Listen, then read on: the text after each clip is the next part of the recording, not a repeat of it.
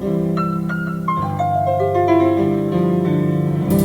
มื่อทะเลต้องพบมรสุมปั่นป่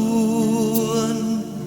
ชีวิตคนเฮาก็เป็นเส้นนั้นยามทุกข์เจียนตายดุจดังถึกคืนฝนสัดสาข้าที่กำบังให้ที่พักอิง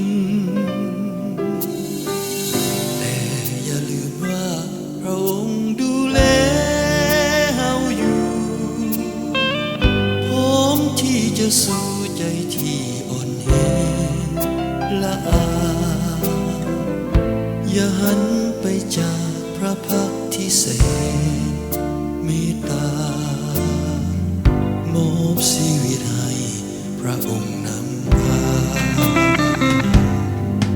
พักอิงในพระเจ้าพักอิงในพระองค์พระคงเป็นศิลามั่น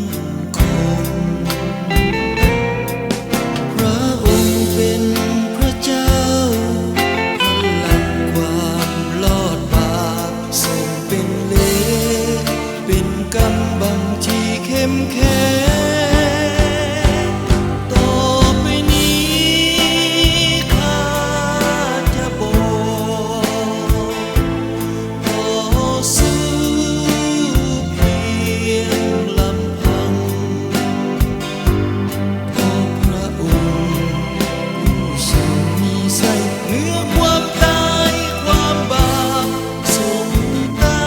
มไปเคียงข้างข้า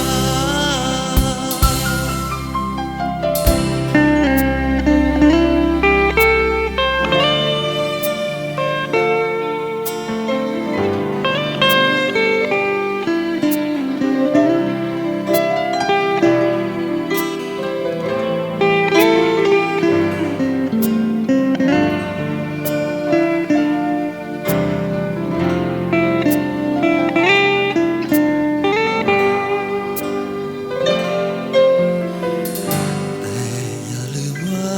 พระองค์ดูแลเฮาอยู่พร้อมที่จะสู้ใจที่อ่อนแอละอาอย่าหันไปจากพระพักที่แสนเมตตามอบชี